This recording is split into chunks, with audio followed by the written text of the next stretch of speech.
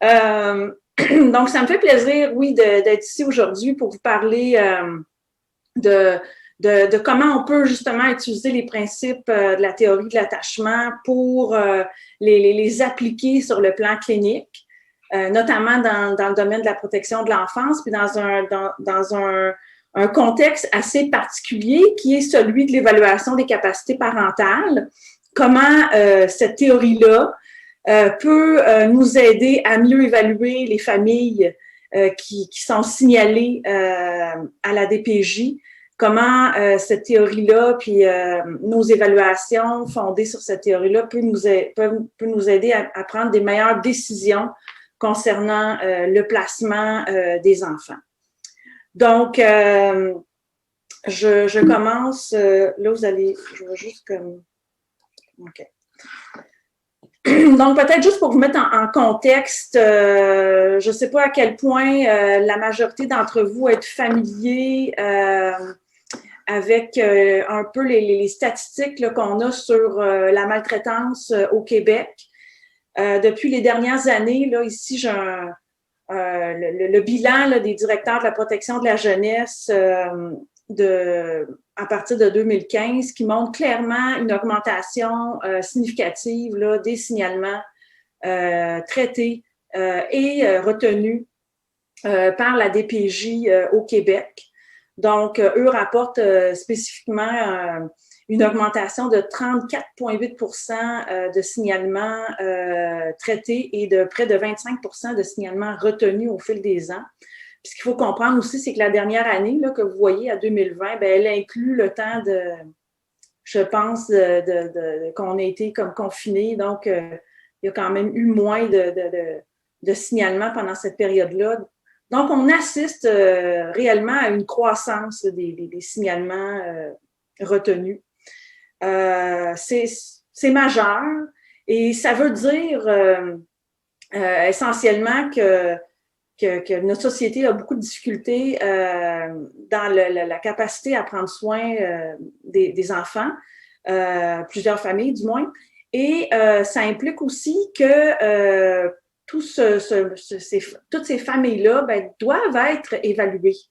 Donc, les services d'évaluation qu'on offre ou qu'on met en place pour évaluer les capacités des parents dont les signalements sont retenus doivent être mieux compris puis doivent être documentés pour qu'on puisse bien saisir si on fait bien les choses.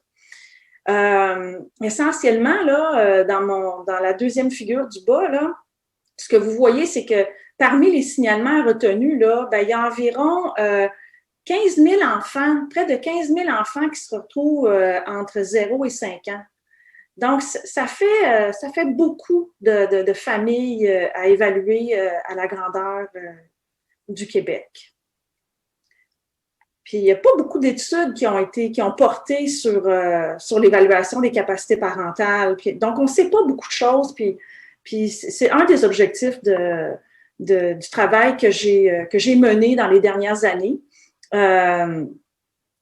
Avec en particulier une clinique spécialisée dans l'évaluation et l'intervention auprès des petits et de leurs parents.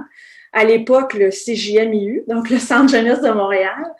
On a amorcé un projet avec eux en 2007 qui s'est, disons, là, j'ai mis jusqu'à 2012, mais sachez que, disons que le recrutement, le rapport des données préliminaires de ce projet-là, bon, tout ça a fini en 2012, mais on continuait quand même à recueillir des données dans les dossiers. Puis aujourd'hui, j'aimerais ça vous présenter les résultats de ce projet-là. Donc, la clinique cherchait à implanter un nouveau protocole d'évaluation des capacités parentales. On voulait intégrer les notions d'attachement dans cette clinique-là où on évalue les capacités parentales. Et mon projet a porté particulièrement sur cet aspect-là.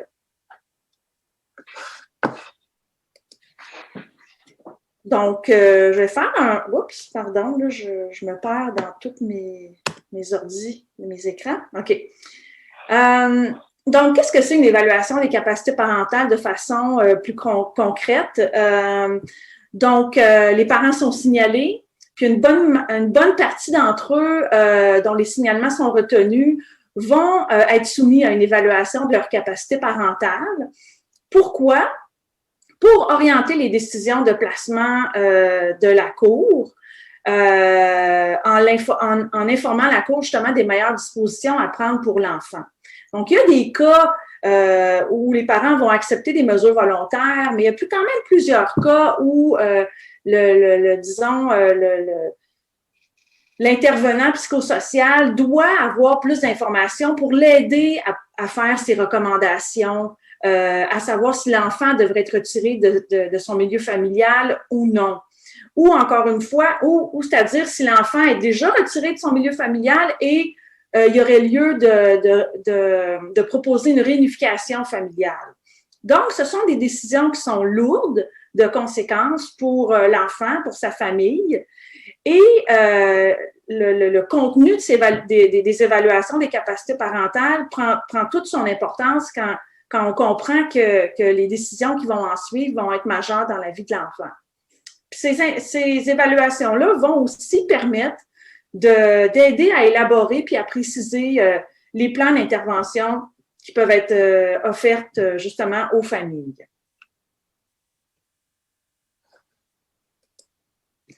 Donc, qu'est-ce que les capacités parentales? Hein? C'est comme un mot, un grand mot.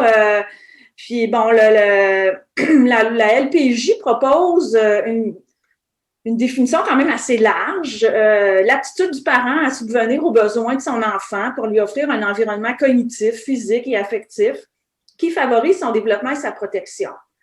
Donc, personne n'est en désaccord avec ça, mais on comprend que c'est très large comme vision des choses. C'est avantageux d'avoir une vision large parce qu'on peut comprendre que cette aptitude-là de capacité parentale, ben, ça implique que c'est complexe, puis que ça implique plusieurs aspects des capacités de soins du parent. Mais c'est quand même peu précis, puis ça l'aide pas à guider les évaluateurs quand ils en viennent à devoir évaluer précisément les capacités parentales. En 2005, White a fait une recension quand même assez exhaustive des écrits, puis a proposé les idées suivantes, qui restent quand même assez larges, mais qui précisent un peu les choses. Capacité donc du parent à répondre aux besoins actuels, mais aussi grandissants. Donc, on a la notion de comprendre qu'il y a comme le parent doit s'adapter avec l'âge de l'enfant. L'enfant n'est pas comme un objet statique, puis on doit savoir s'en occuper à un moment X, mais aussi on doit s'adapter, le parent doit s'adapter aux besoins développementaux qui changent de l'enfant et qui doit faire ça avec intérêt, donc engagement, avec chaleur, puis avec sensibilité. Et établir des limites appropriées et trouver des solutions aux problèmes du quotidien. Donc, on voit toute la complexité, que c'est pas simple. Donc, comment on peut aller évaluer ça et peut-être mieux définir. Un autre aspect aussi des capacités parentales, c'est que quand on s'y arrête, bien, on comprend que il y a de multiples facteurs qui vont affecter les capacités parentales, plusieurs facteurs de risque, plusieurs facteurs de protection. Ces facteurs-là sont issus de façon générale de tous les systèmes écologiques dans lesquels le parent et l'enfant vont évoluer. Par exemple, si on prend le macrosystème, on a les valeurs culturelles de la famille. Si on se ramène plus près du parent et de la famille, le contexte dans lequel ils vivent, on a les ressources communautaires, les ressources financières de la famille, les ressources même psychologiques du parent.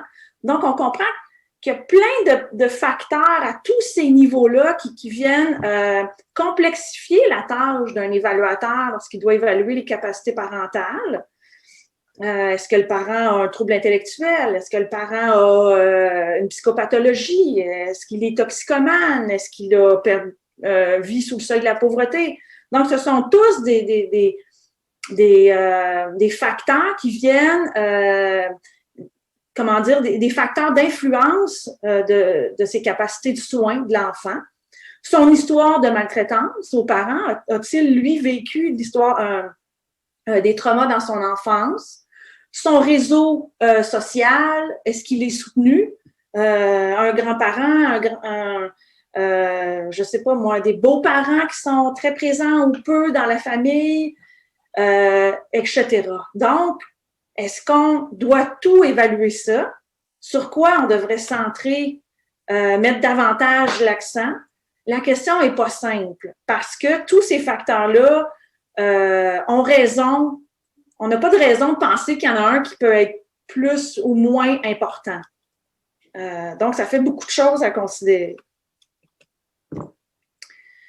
Donc, il y a beaucoup de problèmes et de défis lors des évaluations des capacités parentales.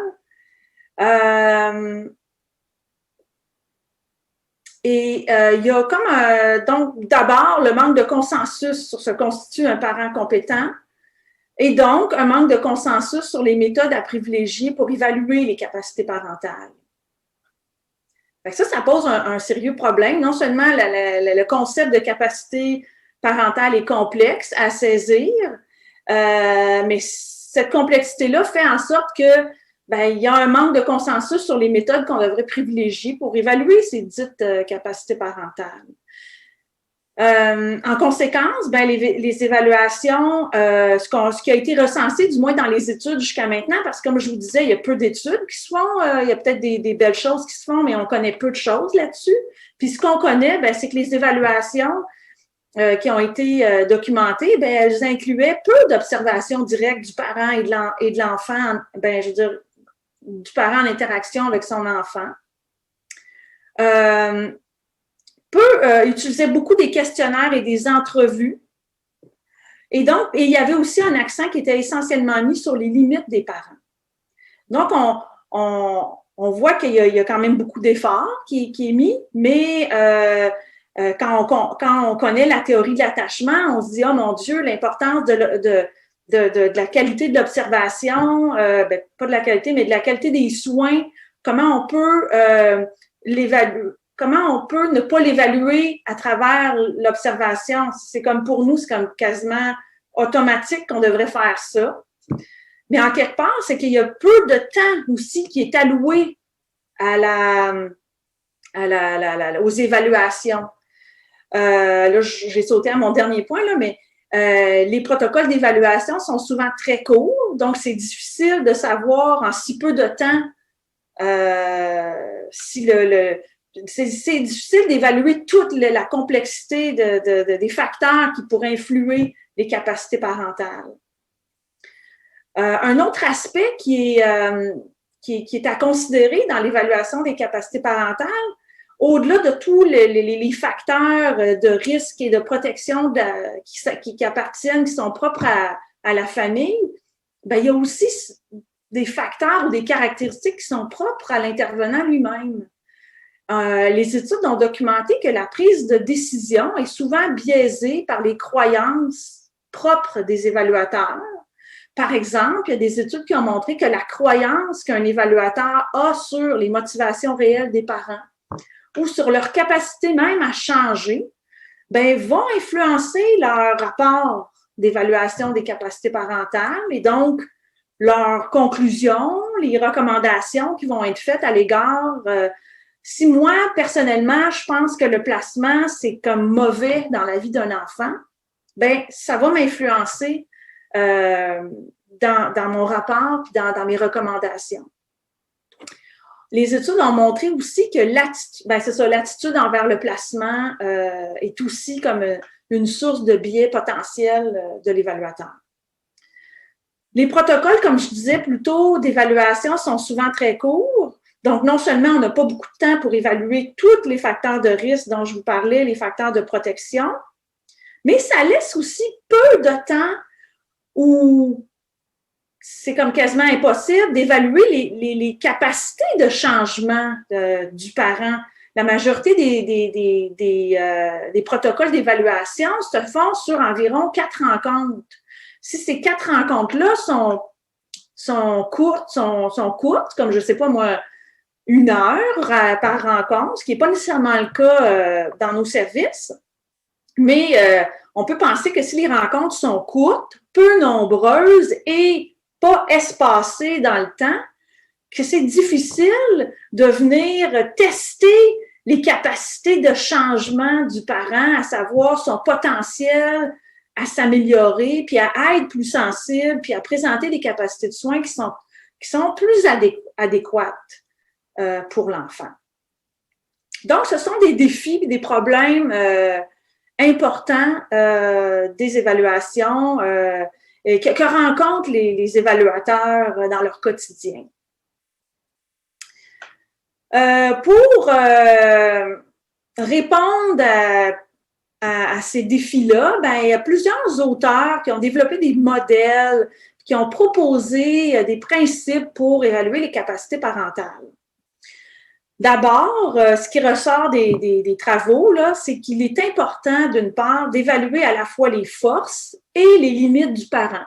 Parce que, bon, là, il était constaté que davantage d'accent était mis sur les limites et les faiblesses du parent, alors qu'une évaluation des capacités, ben, elle devient davantage informative pour ceux qui reçoivent les résultats du rapport, quand on comprend davantage les forces du parent, ses capacités à changer, justement.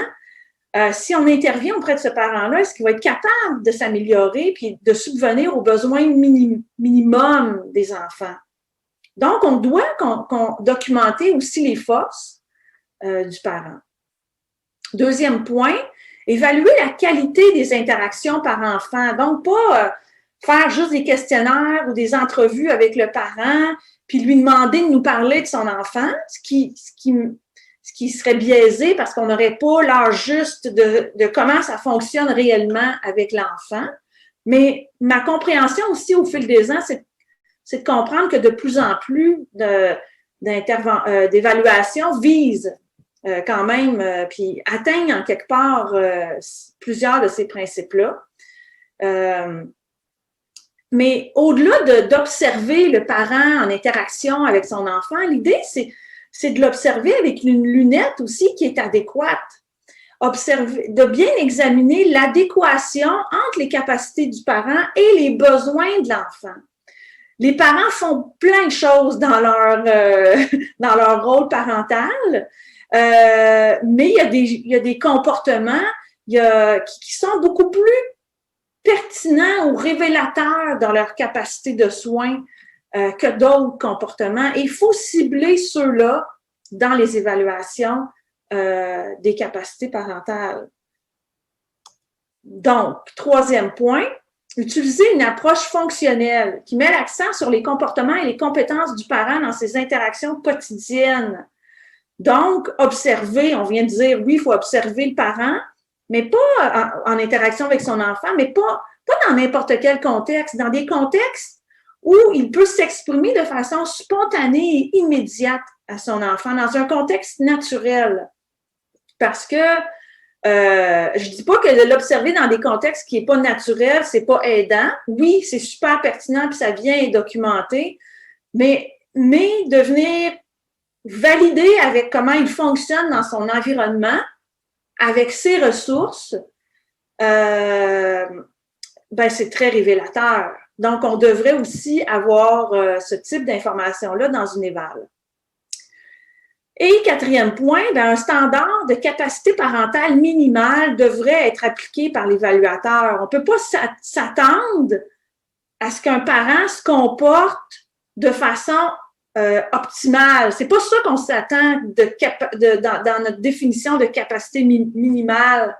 On veut évaluer est-ce que le parent, en le comparant à un parent typique qui a des réponses, ou des capacités parentales minimales, compte tenu de l'ensemble des difficultés qu'il y a. Et cinquième point, le dernier point, qui est un point peut-être plus récent dans le domaine, la proposition d'évaluer le potentiel de changement du parent à l'aide d'une courte intervention administrée pendant le processus d'évaluation des capacités parentales. Donc, je reviens à mon idée plus tôt quand je vous mentionnais que les évaluations sont de courte durée et qu'elles ne permettent donc pas d'évaluer les capacités de changement. Alors, cette proposition-là vient dire, ben écoutez, on souhaite que ces parents-là changent, on les évalue, on évalue leurs forces, on évalue leurs limites, on va leur proposer des interventions, peut-être même un placement de leur enfant. En évaluant leur potentiel de changement, ben, on évalue directement leur capacité à justement devenir le parent qui exprime des capacités minimales auprès de cet enfant-là, leur potentiel de bénéficier des interventions qu'on va leur offrir dans l'année qui va suivre, dans les années qui vont suivre. Et puis, on sait qu'on veut que les parents s'améliorent le plus rapidement possible parce qu'on veut restreindre le temps de placement aussi des enfants lorsqu'ils sont retirés des familles. Donc, évaluer leur potentiel de changement, c'est majeur. Je pense que tout le monde est d'accord avec ce principe-là. Ce qui est plus nouveau dans les dernières années, c'est de se dire ben, comment on peut évaluer ce potentiel de changement-là.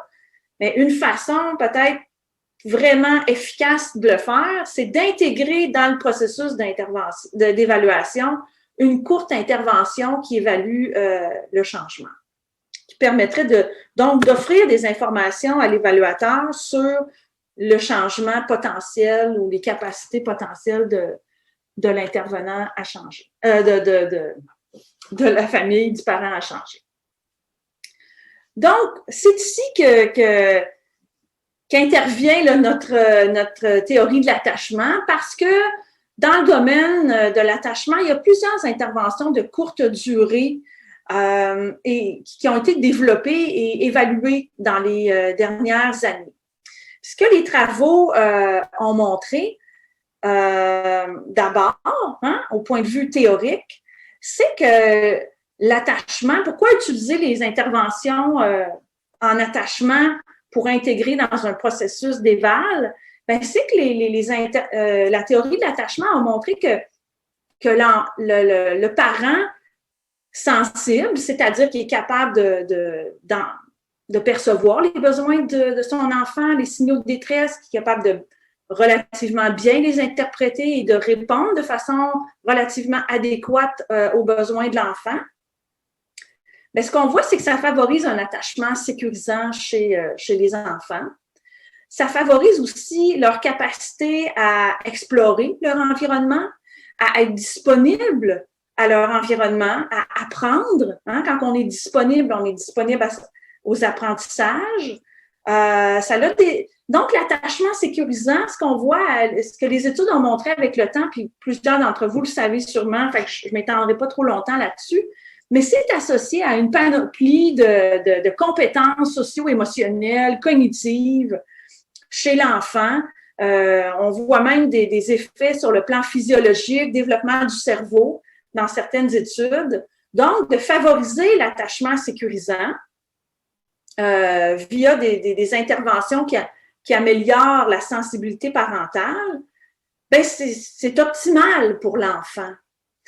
Et ce que justement les interventions qui visent à favoriser la sensibilité parentale, ce qu'elles ont de particulier, c'est qu'elles évaluent, qu'elles prennent en considération les capacités de soins du parent, puis elles tentent de les améliorer, ces capacités de soins-là. Et donc, si on évalue avec une intervention centrée sur la sensibilité et l'attachement, ben on vient documenter davantage dans un contexte d'éval les capacités de soins du parent, du moins en particulier la sensibilité, et la sensibilité étant un prédicteur important de l'adaptation socio-émotionnelle de l'enfant. Donc, on viendrait documenter une bonne portion de ce qu'on comprend comme capacité optimale du parent, ce qu'on veut justement voir améliorer chez les parents qui sont signalés. Parce que les parents qui sont signalés sont essentiellement des parents qui ne favorisent justement pas la sécurité d'attachement des enfants. La majorité des enfants qui sont signalés pour maltraitance parentale, ce qu'on comprend, bon, pardon, je suis un peu perdue dans mes acétates, OK. Donc, la majorité des enfants vont développer un attachement qu'on dit désorganisé. Alors, l'attachement désorganisé, c'est quoi? C'est l'enfant qui présente des comportements de peur à l'égard de son parent lorsqu'il est en détresse. Alors, l'attachement, c'est ça. Hein? L'attachement, c'est j'ai des besoins, j'exprime des signaux de détresse en voulant augmenter ma proximité à mon parent, en recherchant son contact. Et j'apprends avec les mois, avec les années d'interaction avec mon parent, j'apprends sur la base des réponses de mon parent que si mon parent me répond, ça me fait du bien, ça m'apaise, je me sens sécurisée et je peux continuer à observer. Sauf que quand mon parent me fait peur, qu'il est maltraitant, qu'il est négligent, non seulement mes besoins ne sont pas répondus, mais ma source de détresse est mon parent lui-même. Donc, ces enfants-là se retrouvent dans un paradoxe qui ont de la difficulté à solutionner et leur stress ne va pas s'apaiser, leur détresse ne va pas s'apaiser et c'est comme ça qu'ils vont développer des comportements qu'on dit désorganisés. Désorganisés, comme je disais tantôt, vont présenter de la peur. Vous voyez des images ici qui illustrent bien le type de comportement, d'expression qu'on remarque chez les enfants dans nos observations de l'attachement désorganisé. Donc, vont montrer de l'appréhension, vont montrer aussi des comportements contradictoires, vont s'approcher de leurs parents, mais en même temps réaliser que ce parent-là ne peut pas répondre à leurs besoins, donc vont s'éloigner aussi. Et ce sont la majorité de ces enfants-là qui se présentent à la DPJ. On a réalisé une méta-analyse où on a montré que la majorité des enfants victimes de maltraitance présentent un attachement désorganisé comparé aux enfants d'échantillons normatifs. Donc, 48% des enfants maltraités ont un attachement, en moyenne, hein, selon les échantillons, un attachement désorganisé, comparativement à 15%, ce qui est quand même plus que le double. Donc, c'est majeur. Ce qu'on a découvert aussi, ce qu'on a constaté également dans nos études, c'est que les enfants victimes de maltraitance, oui, se présentent en majeure partie ou en plus grande proportion un attachement désorganisé. Mais ce qu'on remarque aussi, c'est que c'est pas juste la maltraitance qui mène à la désorganisation. Il y a aussi le fait de présenter de multiples facteurs de risques socio-économiques, comme être issu d'un milieu socio-économique avec peu de ressources financières, avoir eu une mère adolescente, une mère ou un parent qui est moins éduqué, tout ça mis ensemble augmente le risque de présenter un attachement désorganisé. Puis ce qu'on a trouvé, c'est que la proportion, disons, d'enfants qui n'est pas, comment je pourrais dire ça, que les enfants qui présentent de multiples risques sont autant à risque de présenter un attachement désorganisé que ceux qui sont victimes de maltraitance.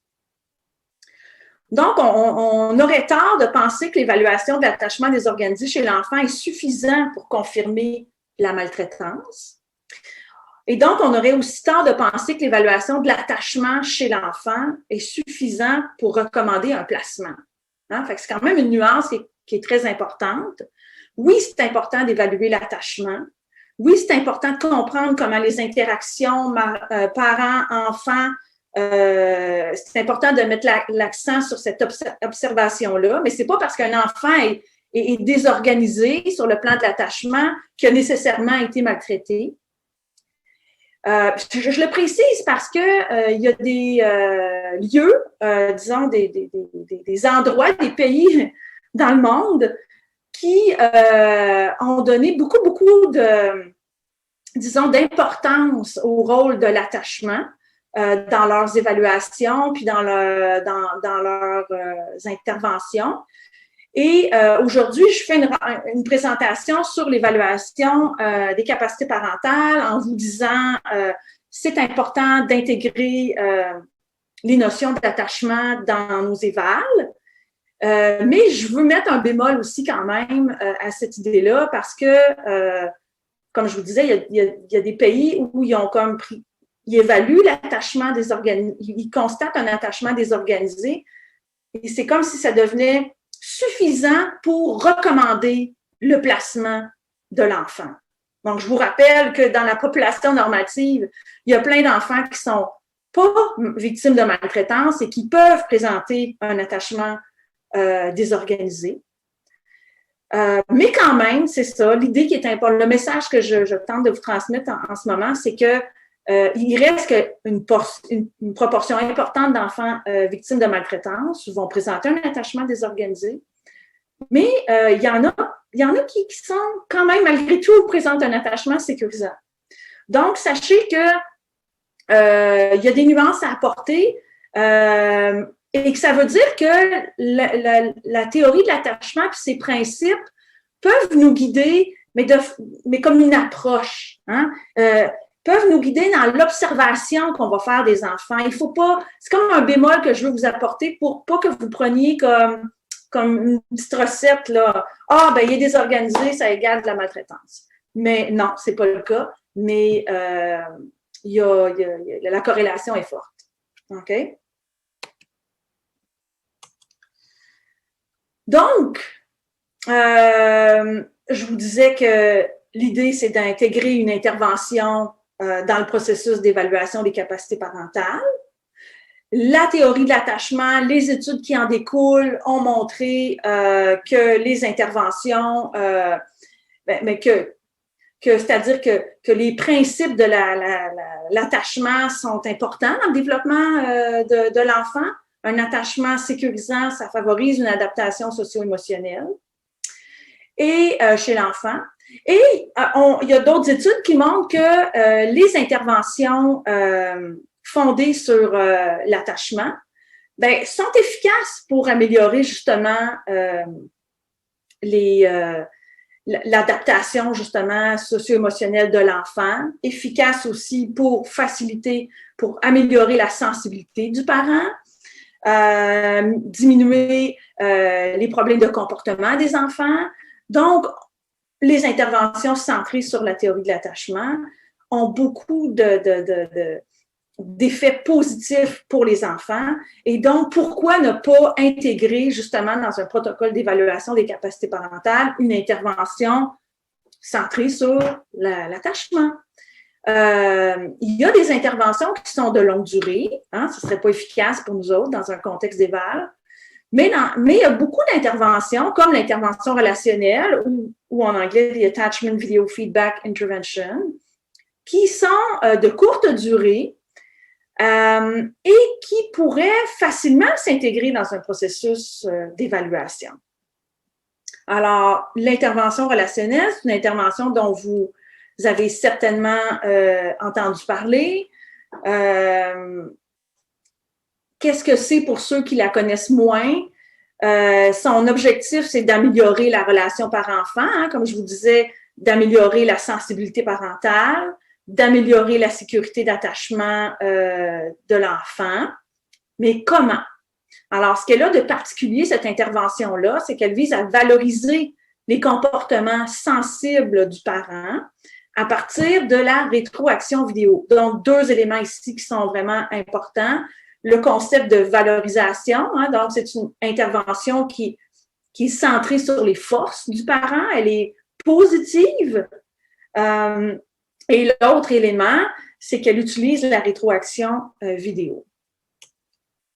Alors, qu'est-ce qu'on fait concrètement? C'est qu'on vient demander dans les rencontres, il y a plusieurs choses à considérer, mais un des éléments particuliers, comme je vous disais, de la rétroaction vidéo, c'est qu'on vient filmer le parent et l'enfant en interaction de jeu, avec un iPad, par exemple. Et suite à cette interaction de jeu d'environ une dizaine de minutes, l'intervenant va visionner la vidéo avec le parent pour le renforcer, pour venir le valoriser sur le plan des comportements qu'il a présentés pendant l'interaction de jeu.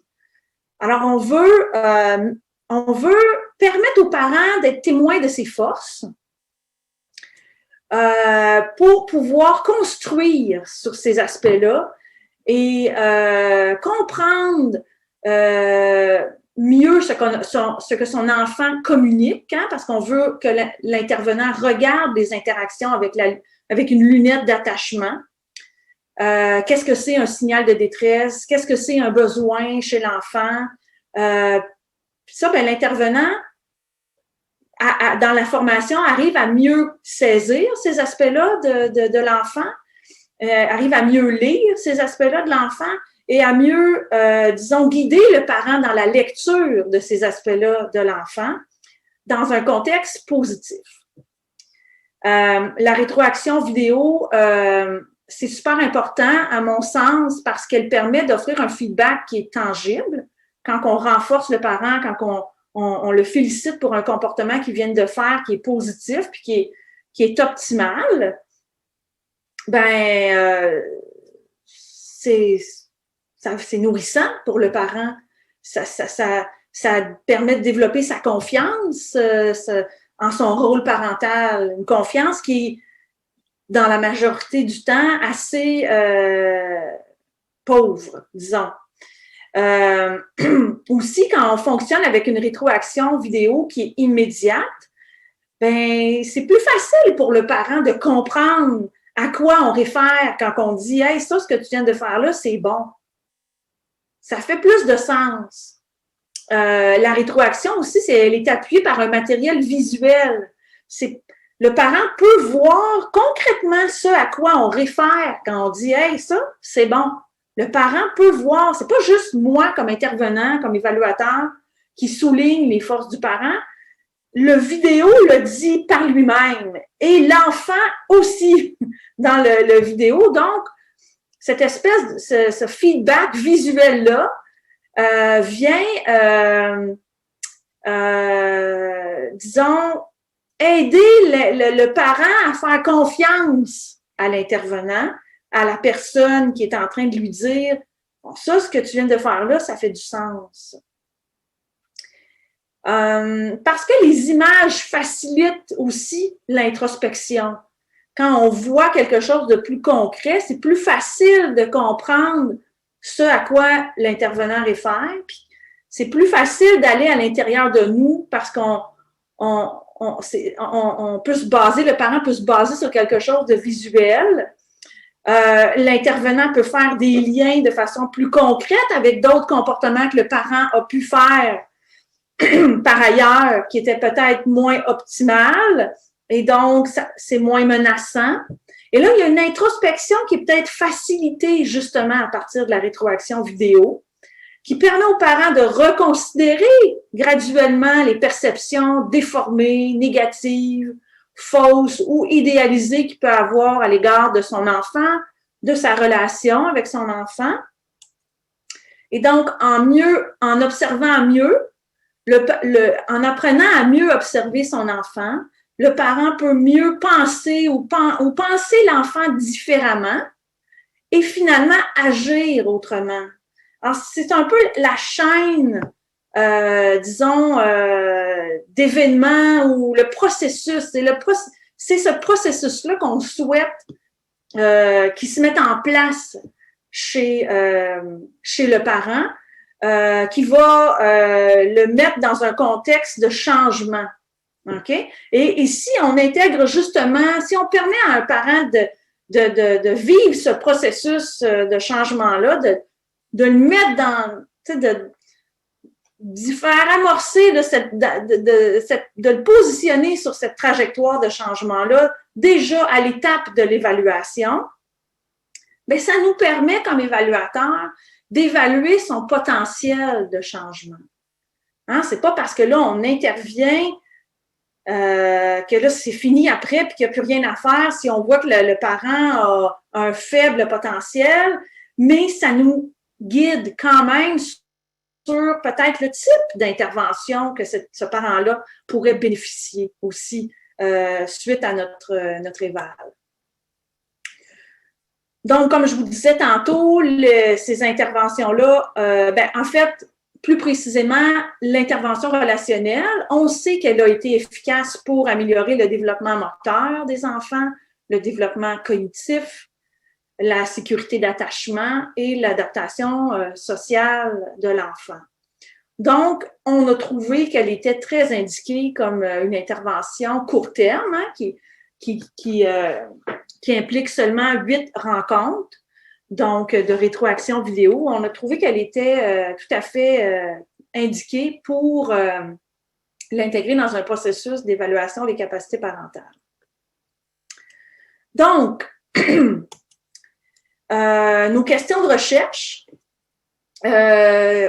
pour évaluer justement à la clinique spécialisée d'évaluation et d'intervention auprès des petits et leurs familles, voilà quelques années, les questions de recherche ont été les suivantes. Bon, on s'est demandé quels sont les bénéfices d'un protocole d'évaluation dont une intervention, l'intervention relationnelle, est intégrée à l'intérieur de ce protocole-là.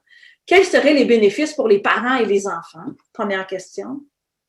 Deuxième question, en termes d'interaction par enfant, là, de sensibilité, quels seraient les bénéfices pour les enfants eux-mêmes? Et quels seraient les bénéfices pour l'orientation des cas? Est-ce que ça a une valeur pour l'évaluateur, justement? T'sais? Au-delà des bénéfices qu'on comprend que l'intervention peut avoir en termes d'augmentation de sensibilité parentale, par exemple, est-ce que ça peut aider l'évaluateur dans un contexte d'évaluation? Alors, je vous fais ça quand même assez résumé. Si vous avez des questions sur la méthode, n'hésitez pas dans vos questions par la suite. Rapidement, un essai contrôlé randomisé. Je vous ai pas mis le N, là, le nombre de participants qu'on a eu parce qu'on a fait quand même plusieurs études, certaines dans lesquelles on a rapporté 2 groupes qui étaient randomisés, d'autres où on a rapporté 3 groupes parce qu'il y avait un groupe qui n'était pas randomisé. Bon, pour faire ce cours, nos études varient entre 60 quelques participants et 120 quelques participants. Donc, et essentiellement, on avait 3 protocoles d'évaluation de capacité parentale. Un protocole où l'évaluation avait intégré l'intervention relationnelle pour en moyenne 9 rencontres. Du protocole au complet là, qui incluait des rencontres d'évaluation, évidemment, là, sans rétroaction vidéo. Ensuite de ça, un protocole d'évaluation d'intervention psychoéducative. Donc, il y avait aussi là une intervention qui était intégrée dans l'éval, mais qui visait pas à renforcer la sensibilité ou la qualité des interactions puis l'attachement, mais qui travaillait davantage à faciliter la stimulation, la capacité du parent à stimuler le développement cognitif, par exemple, de son enfant. Ce type d'intervention-là du psychoéducateur. Et aussi, qui était à environ 8 rencontres, donc essentiellement le même nombre de rencontres. Et un troisième protocole qui n'était pas à la clinique, donc qui n'était pas randomisé, et qui était sans intervention, donc 4 rencontres, un protocole d'évaluation plus standard, hein, qu'on connaît, plus standard. Bon, en termes de mesures, on a évalué plusieurs mesures au pré, au poste, avant l'éval, après l'éval, et en particulier au terme de l'évaluation, donc après l'évaluation, on avait des informations sur la qualité des interactions, l'attachement, les problèmes de comportement, le pourcentage de placement suite à l'évaluation. On a eu accès aussi au rapport d'évaluation des évaluateurs, à leurs conclusions. Bon, vous comprendrez que les évaluateurs c'est pas de leur ressort, c'est pas à eux d'émettre des recommandations spécifiques. Ils font un rapport, ils ont des conclusions fondées sur des faits, des observations qu'ils ont faites, et transmettent ce rapport-là à l'intervenant travailleur social, l'intervenant psychosocial au dossier, qui, lui, va, à partir de d'autres infos aussi, mais essentiellement très fondé sur justement ce rapport d'évaluation, va faire des recommandations à la cour quand il y a lieu. Et on a eu aussi des entrevues avec les intervenants. Un an après l'évaluation, on a extrait des informations du dossier de l'enfant sur le pourcentage d'enfants placés et sur le pourcentage de nouveaux signalements. Donc, qu'est-ce que les résultats nous montrent? Bon, d'abord, les résultats, les bénéfices pour les enfants et les parents. Donc, ce qu'on voit, c'est que l'intervention comme telle, quand on la compare, l'intervention relationnelle quand on la compare à l'intervention psychoéducative, ce qu'on voit, c'est que effectivement, les parents qui se sont trouvés dans le groupe intervention relationnelle, ont montré une plus grande qualité des interactions par enfant que les parents des autres groupes. On a aussi observé que les enfants présentaient davantage d'attachements sécurisants ou insécurisants organisés s'ils avaient été désorganisés. Donc, de façon générale, parce qu'on a quand même peu de participants, on voyait que les enfants s'améliorent, OK? Et que leurs problèmes extériorisés et intériorisés s'amélioraient aussi. Par contre, on n'a eu aucun effet de l'intervention relationnelle sur le placement. Donc, il n'y avait pas plus, ou je devrais dire différemment, il n'y avait pas moins d'enfants placés au terme de l'intervention relationnelle que dans l'intervention, dans le protocole d'intervention psychoéducative. Puis, il n'y avait aucun effet sur la récurrence de maltraitance. Aucun effet direct. Hein? C'est ça qui est important à retenir, c'est que l'intervention comme telle ne va pas avoir un effet direct sur le placement, sur le taux de placement ou sur le taux de récurrence un an plus tard. Mais il va avoir des effets sur la qualité de la relation parent-enfant et sur l'adaptation socio-émotionnelle. Ces résultats-là répliquent ce qu'on a trouvé dans nos autres études. Puis ce qu'il y avait de novateur, il y avait nos variables de placement et de récurrence, puis on voit que ça n'a pas d'effet. Donc, c'est efficace, mais de meilleures interactions suite à l'intervention relationnelle ne sont pas suffisantes. Hein? C'est l'hypothèse qu'on fait, ne sont pas suffisantes pour minimiser les facteurs de risque toxiques qui caractérisent peut-être les familles, pas peut-être, certainement, les familles référées. Et puis, comme on a évalué la récurrence jusqu'à un an plus tard, on présume peut-être aussi que les gains faits à court terme chez les familles, parce qu'on constate des gains, mais peut-être que c'est difficile à maintenir ces gains-là dans le temps. OK? Et donc, ça illustre l'importance de l'intervention relationnelle, mais aussi l'importance de venir améliorer quand même cette intervention-là. Autre résultat, est-ce que les protocoles d'évaluation était bénéfique? Est-ce que le protocole d'évaluation avec l'intervention relationnelle était plus bénéfique pour l'évaluateur que les autres? Permettait-il de mieux orienter les décisions de placement? Okay? Parce que c'est important de savoir d'abord, est-ce que c'était efficace ce qu'on a fait en termes d'intervention? Sinon, ça aurait été comme un peu, ouais, mais de toute façon, ton intervention n'était peut-être pas efficace.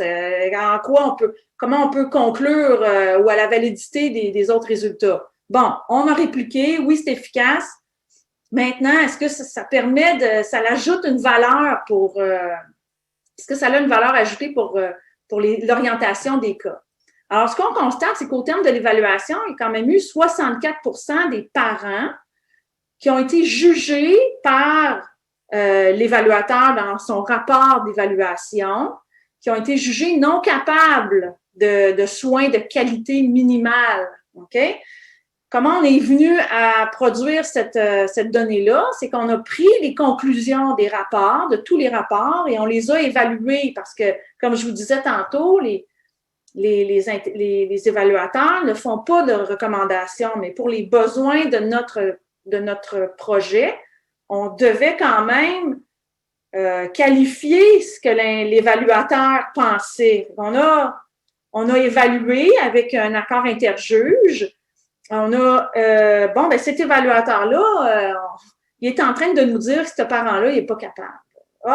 Cet évaluateur-là est en train de nous dire que ce parent-là, il est capable de soins minimales. Il est relativement bon, suffisant pour dans ses capacités pour être avec son enfant. Donc, et ça a donné notre chiffre là, de 64% des parents jugés non capables. Et ce qu'on voit aussi en comparaison au nombre d'enfants concrètement placés du jugement de la Cour, c'est que bien que 64% des parents étaient jugés non capables, il y a 42% des enfants qui ont été placés, qui ont été retirés de leur famille ou laissés en placement s'ils avaient été placés là, souvent en urgence, le temps de l'évaluation. Donc, là, la question, c'est de se dire, est-ce que ces décisions sont bonnes? Et quelles sont les décisions qui sont les meilleures? Est-ce que les décisions qui ont été prises sur un protocole avec intervention relationnelle étaient préférables ou pas? C'est un peu ça, finalement, notre question. Ce qu'on constate, c'est que les parents qui sont jugés capables des deux protocoles d'évaluation, là, avec intervention, effectivement, les parents qui sont capables, qui sont jugés capables, leur qualité d'interaction, se sont améliorées. Donc, les évaluateurs qui ont utilisé l'information, qui ont documenté là, dans leurs évaluations, qui ont vu que leur parent s'est amélioré, ils ont été jugés capables par leur évaluateur. C'est cohérent, OK? Mais l'amélioration de la qualité des interactions, c'était évalué par nous, là. Donc, quand nous, là, l'équipe de recherche, on évalue la qualité des interactions, on voit que l'évaluateur, lui, il a jugé que le parent était capable. Donc, c'est relativement cohérent, là, OK? Ce qui est une bonne nouvelle, OK? Deuxième chose, oui, c'est ça. Donc, mais dans les deux cas, c'était le cas. Dans les deux types de protocoles, il n'y a pas un protocole qui était meilleur que l'autre à cet égard-là. Bon, par rapport au placement 1 an plus tard, est-ce que les parents jugés capables des deux protocoles ont présenté moins de placements? Leurs enfants étaient moins de chances de voir leur enfant placé quand il est jugé capable. Ce qui est aussi logique, ça fait du sens.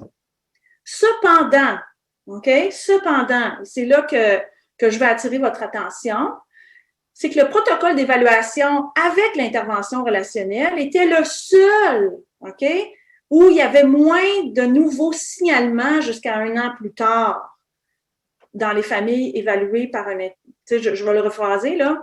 Il y a eu moins de nouveaux signalements seulement pour les familles évaluées par un intervenant de l'intervention relationnelle. Donc, quand quand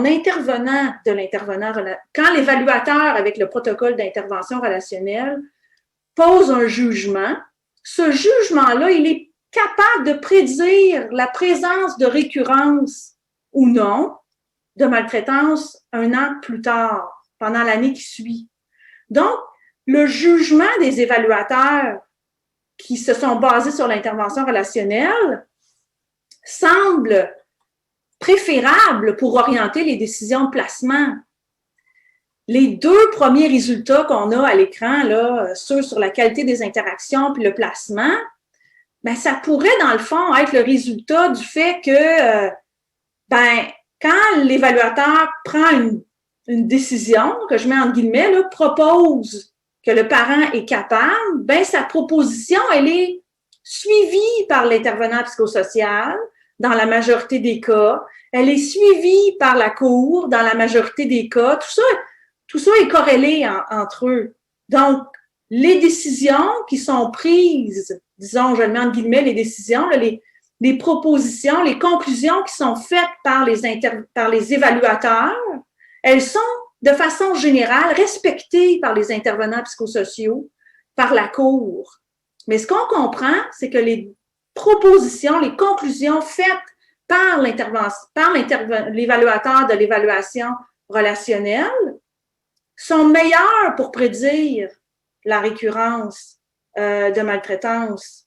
Donc, elle serait peut-être préférable, les évaluations qui sont fondées sur l'utilisation de l'intervention relationnelle seraient peut-être préférables. Tu sais, c'est un petit peu ça, moi, que j'en comprends pour orienter les décisions de placement. Mais, comme les parents capables de soins des deux groupes sont ceux qui s'améliorent sur le plan relationnel, hein, on peut pas, tu sais, si vous n'oubliez pas, là, les évaluateurs sont capables de bien voir ceux qui s'améliorent.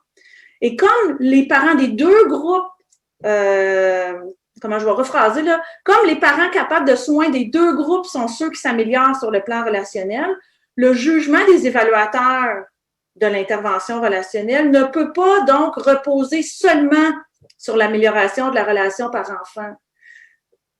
Je ne sais pas si vous me suivez là, mais comme les évaluateurs ont bien identifié les parents qui s'améliorent, mais seuls les évaluateurs du groupe intervention relationnelle ont un jugement prédicteur de la récurrence, on peut pas conclure que c'est seulement le fait que le parent s'est amélioré, que c'est seulement le jugement à l'égard de l'amélioration du parent qui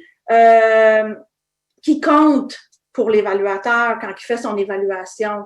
Quand je fais un éval et que je me fonde sur plein d'éléments dans mon évaluation, et facteurs de risque, présence de violence conjugale, présence de troubles intellectuels, potentiel de changement, amélioration des capacités, amélioration de la sensibilité. Tous ces éléments-là viennent influencer ma proposition, ma recommandation comme évaluateur. Et on ne peut pas, avec les résultats qu'on a actuellement, prétendre que se fonder seulement sur le changement du parent en termes de sensibilité et d'interaction parent-enfant est suffisant pour décrire les recommandations de l'intervenant ou de l'évaluateur qui a fait l'intervention relationnelle. Mais on sait que c'est préférable pour orienter les décisions de placement. Donc, on se demande quels sont les autres facteurs d'influence. Sur quoi il s'est basé l'évaluateur qui a fait l'intervention relationnelle? Il s'est basé réalistement sur le potentiel de changement du parent, mais il semble pas s'être basé juste sur ça. C'est un peu ça que j'essaie de dire, en gros. Donc, j'ai fait d'autres analyses récentes, préliminaires, pour mieux comprendre ce sur quoi les intervenants se basent. Et on remarque que les intervenants des trois groupes se fondent sur le potentiel de changement du parent, qui est un élément essentiel à considérer. Mais c'est vrai dans les trois cas, OK? Mais ce qu'on voit aussi, c'est que les intervenants qui se sont de l'intervention, les évaluateurs de l'intervention qui ont appliqué l'intervention relationnelle, se sont aussi fondés sur le degré d'engagement des parents. Alors, dans les entrevues qu'on a menées auprès des évaluateurs, c'est un aspect important qu'ils nous ont communiqué. Puisqu'on voit que dans les analyses qu'on a fait, l'engagement des parents est un prédicteur des propositions que les évaluateurs font, mais de l'intervention relationnelle seulement, pas des autres groupes. Un autre élément aussi, c'est que dans le protocole d'évaluation à la clinique, des évaluateurs qui ont fait l'intervention relationnelle et de ceux qui ont fait l'intervention psychoéducative, ils ont administré un questionnaire de trauma du parent durant l'enfance. Et ce qu'on voit, c'est que cette information-là a aussi aidé l'évaluateur dans ses recommandations. Donc, il s'est fondé aussi sur cet aspect-là pour faire ses propositions, à savoir si le parent est capable ou pas capable de soins. D'autres éléments qu'on a regardés, mais qu'on voit qu'ils n'ont aucun impact ou aucune association, là, devrais-je dire, sur les propositions faites par les évaluateurs. Est-ce que l'âge de l'enfant, le trouble de santé mentale présenté par le parent, trouble intellectuel, de violence conjugale, soutien social, c'est pas associé à leur proposition à savoir si le parent est compétent ou pas. Évidemment, ce sont des analyses qui sont quand même assez, disons, les indicateurs qu'on a prises, là, ce sont des indicateurs des dossiers d'enfants. C'est pas des questionnaires.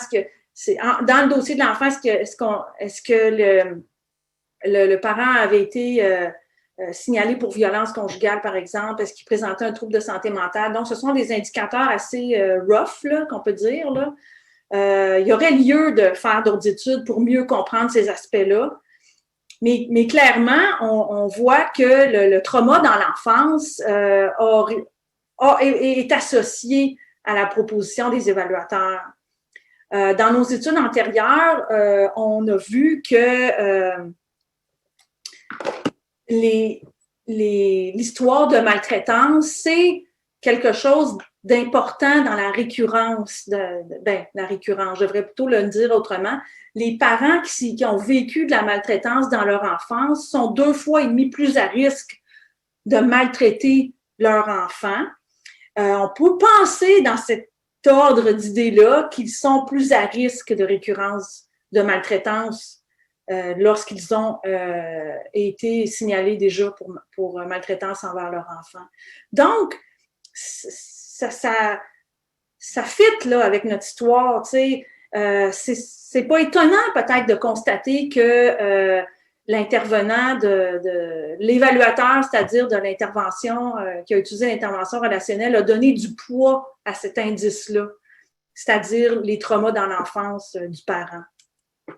Puis on a vu aussi que d'ailleurs, que l'intervention relationnelle effectuée auprès de ces mêmes familles-là était, bon, tantôt, je vous ai dit qu'elle était efficace pour améliorer la qualité des interactions parents-enfants. Mais ce qu'on constate quand même, c'est qu'elle est moins efficace chez ceux, hein, dans ce groupe-là, là, elle est quand même moins efficace chez les parents qui ont vécu des traumas dans leur passé.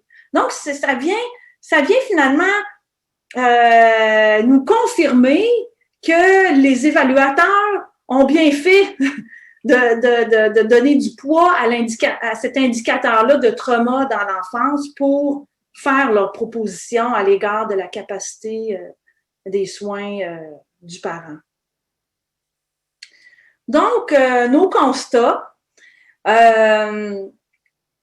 Quelles seraient les mesures à inclure dans les protocoles d'évaluation des capacités parentales?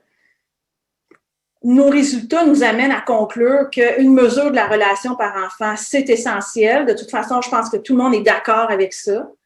Mais une mesure qui est centrée sur l'observation du parent en interaction avec son enfant. Ça, c'est clair aussi. Avec une lunette attachement. Une mesure du potentiel de changement de la sensibilité parentale. Hein, on voit que ça documente les propositions qui sont faites par les évaluateurs. Mesure d'engagement du parent. Et aussi une mesure des traumas antérieurs. Et peut-être, pour préciser davantage les choses, une mesure de la résolution de ces traumas-là aussi. Bon, évidemment, ce sont quelques mesures que moi je propose et je pense que nos services actuellement ont intégré déjà plusieurs de ces mesures-là. Autre constat, compte tenu du fait que les évaluateurs qui ont été formés, qui ont appliqué l'intervention relationnelle, semblent avoir un jugement qui est préférable pour l'orientation des cas, on en conclut que leur formation, hein, à l'intervention relationnelle a fait la différence. Parce que dans les deux cas, les évaluateurs, dans les deux protocoles, les évaluateurs ont été capables d'évaluer le changement chez le parent dans la sensibilité puis dans la qualité des interactions. Sauf que ceux de l'intervention relationnelle ont été capables de prédire la récurrence. Donc, on en comprend que peut-être qu'ils sont mieux équipés, peut-être dû justement à cette formation-là sur la théorie de l'attachement, qu'ils sont mieux équipés pour comprendre comment une variété de facteurs de risque et de facteurs de protection, qu'on n'a pas été, nous, mesurés précisément comme tels, peuvent influencer les capacités du soin du parent. Et donc, c'est comme s'ils arrivent mieux à regarder les capacités de soins avec une lunette attachement. Et puis ça semble être révélateur dans puis important pour l'orientation des cas. Qu'est-ce que la formation a permis aussi? C'est qu'elle a permis de développer des habiletés d'observation des comportements sensibles, insensibles et effrayants pour l'enfant. Ce qui a peut-être pas nécessairement été le cas des habiletés d'observation des autres évaluateurs. Les autres avaient un autre cadre de référence pour observer les interactions. Un autre élément qui est associé à la formation, c'est la supervision régulière avec les vidéos. Donc, ces évaluateurs-là ont quand même eu une supervision soutenue dans leur à travers l'évaluation des familles, étaient évidemment soutenus puis avec du coaching, disons, de consultants psychologues de la clinique, mais en plus avait un coaching d'un expert qui était moi-même là en attachement, puis on regardait les vidéos ensemble des familles, puis était comme il y avait davantage, on pouvait discuter des cas à partir des vidéos. Puis éventuellement, cette expertise-là, elle a été transférée aux psychologues de la clinique qui ont pu poursuivre là, la supervision dans le temps. Un autre élément, outre la formation, c'est que la rétroaction vidéo, l'intervention relationnelle, ça implique des commentaires positifs, hein, dans un contexte d'évaluation où tu risques de te faire retirer ton enfant. C'est quand même peut-être novateur ou inattendu pour un parent qu'on puisse avoir une perspective positive à l'égard de certains de ces comportements. Évidemment, il faut conserver une perception nuancée. Hein? On ne peut pas faire l'autruche puis juste parler de positif. Il faut être honnête. Il y a des comportements positifs, puis il y en a d'autres qui sont inappropriés. Puis il y a des façons avec l'intervention relationnelle de relever ces comportements-là tout en restant positif.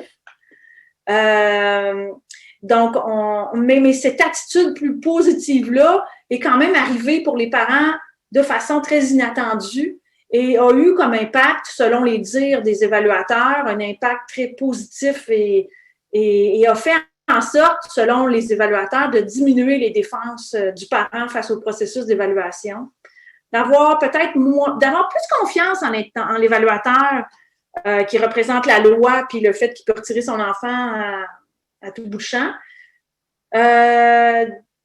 Voilà. Et l'autre aspect, l'autre ingrédient clé, c'est le vidéo feedback qui contribue aussi à minimiser les défenses parce que c'est comme un tiers qui peut révéler des aspects qui sont difficiles à voir autrement.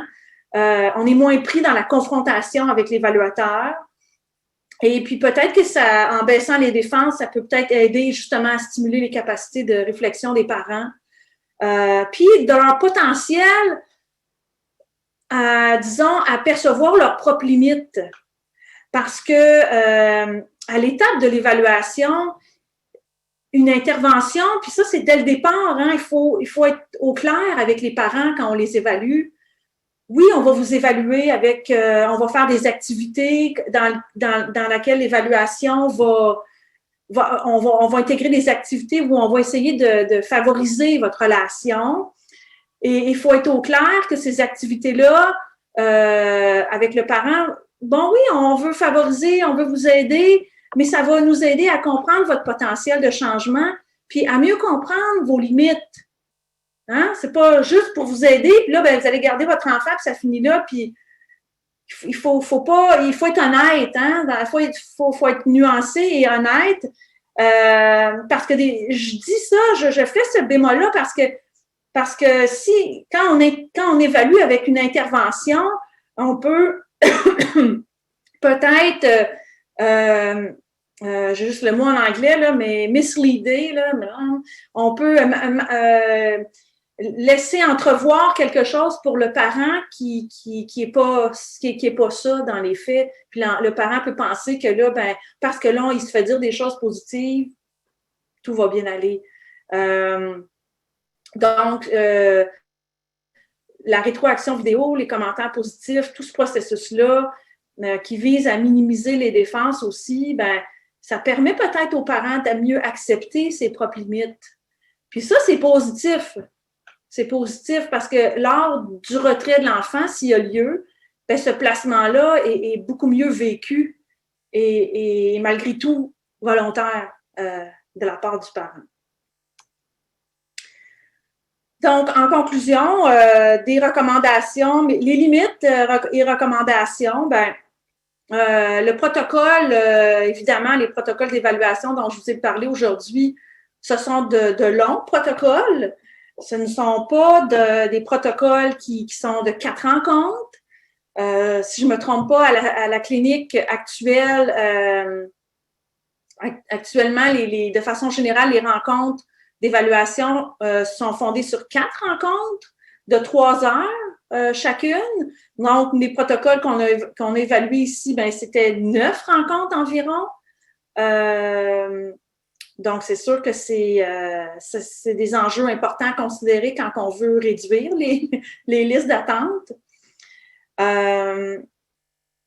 C'est un élément important parce que à la suite de ce projet-là, il y a des décisions quand même importantes qui ont été prises par la direction à Montréal de la clinique dont je vous ai parlé aujourd'hui pour décider finalement que ben Chantal, on va s'inspirer grandement de ton protocole avec attachement, mais compte tenu de la longueur de ce protocole-là, c'est difficile de se dire hein, on a fait un test avec toi, dans le fond, quand on a mis sur pied cette clinique-là, mais on réalise que ça prend trop de temps pour faire les évaluations des capacités parentales. Puis on peut pas imposer un risque supplémentaire aux enfants qui doivent être évalués parce que le protocole est long. Ce qui est quand même pas banal là, comme enjeu. Et donc, en considérant ces aspects-là, j'ai fait des recommandations et que je vais vous nommer ensuite, mais c'est quand même un élément important à retenir.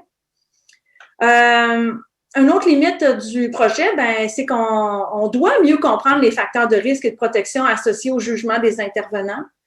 C'est quand même, on a quand même une partie de la réponse dans le projet, mais on doit poursuivre ces études-là.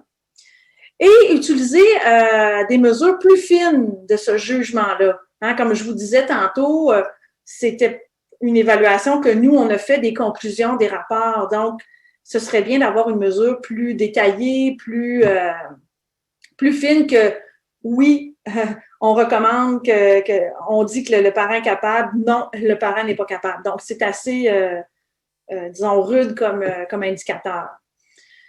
Donc, mes recommandations, quand même, malgré le fait que le protocole est long, malgré le fait que c'est peut-être peu viable de réaliser ces évaluations-là avec intervention considérant la longueur des protocoles puis la lourdeur que ça implique.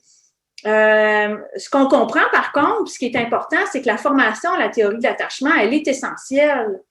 Au-delà du fait que les rencontres durent 4, 5, 6, 9 rencontres avec les familles, ce qu'on comprend, c'est que d'être formé à la théorie de l'attachement, ça fait une différence dans le jugement. Donc, ça, c'est une recommandation très importante que je fais.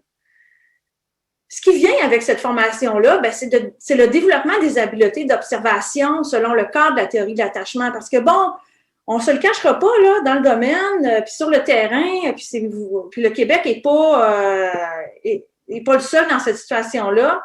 Des formations à l'attachement, là, il y en a à plenté. Donc, tout le monde finit par être formé à plusieurs types de formations aussi, parce qu'il y a quand même certaines... ça varie, là, la qualité et le contenu de ces formations-là. Mais peu nombreuses sont les formations qui aident vraiment à favoriser le développement des habiletés d'observation des évaluateurs et des intervenants. Donc, moi, je veux mettre l'accent sur cet aspect-là aujourd'hui. Dans un monde idéal, puis bon, je travaille présentement, puis on verra bien un jour si ça marche, mais je pense que de mettre sur pied une équipe spécialisée d'intervenants qui ont développé une expertise dans l'application de l'intervention relationnelle comme une équipe flottante serait vraiment optimale. Je pense qu'à certains endroits au Québec, ça se fait. J'ai la Nodière en tête, mais vous pourrez me le confirmer. Mais à Montréal, ce n'est pas le cas. Et je pense qu'il y a peut-être quelque chose là à regarder. Puis je pense qu'on devrait s'inspirer de ce qui a été fait ailleurs au Québec pour cette idée-là. Et une autre recommandation qui est pour moi très importante, c'est d'assurer une supervision des intervenants puis qui va avec, à partir des vidéos là, des familles, donc une formation continue qui va avec mon idée de développer puis de parfaire les habiletés d'observation des intervenants à l'observation des interactions par enfant. Il y a des activités de co-développement qui se font à Québec. Georges en fait partie, Annie Roberge aussi. À Montréal, on a mis sur pied, en fait, là j'ai mis l'acétate du repère, mais le repère, c'est un regroupement provincial sur l'attachement et l'intervention relationnelle dans lequel les chercheurs en attachement et certains professionnels là, intervenants sont inclus. Puis ensemble, on essaie on a le mandat de venir transférer des connaissances à plus grande échelle. Et Georges et Annie, si je ne me trompe pas, font des activités de co-développement, comme je vous disais plus tôt. Et de mon côté, j'ai aussi, avec Carole Côté, Karine Dubois-Comtois, mis sur pied une communauté de pratique sur l'attachement, intervention relationnelle qu'on appelle le CARE. C'est comme une activité de co-développement où tous les intervenants formés à l'intervention relationnelle et qui pratiquent l'intervention relationnelle, même si ce n'est pas de façon, régulière, peuvent assister à ces rencontres-là et recevoir un coaching à partir de vidéos qu'ils amènent en rencontre. Et c'est gratuit. Et ça se déroule une demi-journée le dernier vendredi matin du mois, de chacun des mois. Mais bon, la seule condition, c'est d'avoir été formé à l'intervention relationnelle, puis d'être en train de l'appliquer ou de l'avoir appliqué ou de façon plus ou moins régulière pour participer. Donc, pour moi, cette plateforme-là, puis là, aujourd'hui, là, je vous ai mis l'ordinateur comme ça en image parce que maintenant, on le fait en Zoom, puis ça fonctionne super bien, puis je suis vraiment contente. Je suis vraiment très fière de cette activité-là qu'on a mis sur pied parce que pour moi, ce suivi-là est essentiel au maintien à la pérennité de l'intervention dans les milieux, puis au maintien de l'expertise, au développement et au maintien de l'expertise que l'intervenant développe au fil du temps avec l'intervention relationnelle. Donc, voilà. L'intervention relationnelle, je voulais juste vous finir ma présentation sur cette idée-là, peut-être une autre acétate après, mais sachez que l'intervention relationnelle aujourd'hui est appliquée dans plusieurs endroits au monde. On est très fiers de ça aussi. Pas tous, ce ne sont pas dans des contextes d'évaluation des capacités parentales, mais quand même, elles viennent influencer les pratiques cliniques de plusieurs intervenants en France, dans pas longtemps. En Espagne, ça a été très, très bien reçu quand on est allé former les gens en Espagne, qui a un projet de recherche qui est en cours là aussi, au Brésil également. Georges a des liens avec des gens en Colombie, si je ne me trompe pas. Et au Québec et peut-être aussi en Nouvelle-Écosse, hein, d'où mon petit point ici en Nouvelle-Écosse avec des collègues canadiens. Récemment aussi, on a appliqué l'intervention relationnelle en Zoom avec des familles peut-être de milieux socio-économiques moins faibles, moins à risque. C'est plus compliqué avec des familles signalées à la DPJ, en raison de leur capacité à se connecter sur Wi-Fi et leur organisation familiale. Mais sachez qu'à date, on l'a fait, on est en train de le faire, ça fonctionne bien. On le fait avec des parents d'enfants autistes et ça fonctionne et on a bien hâte de voir les résultats de ce projet-là. Et ça, c'est en collaboration avec l'hôpital Sainte-Justine. Et donc, voilà. Merci beaucoup. Je pense que je suis rentrée dans mon temps. Je voulais qu'on garde environ une demi-heure de questions. Et puis, sachez que deux sites web qui vous intéressent, le site web du repère, que je pourrais ajouter là, à l'écran tantôt, mais prenez note de la nouvelle adresse du site web de repère qui est repère.ucam.ca. Et qui est en train de faire peau neuve. Donc, j'en profite pour vous le dire. Puis, si vous voulez plus d'informations sur l'attachement, vous pouvez toujours aller consulter nos travaux, nos recherches directement sur mon site.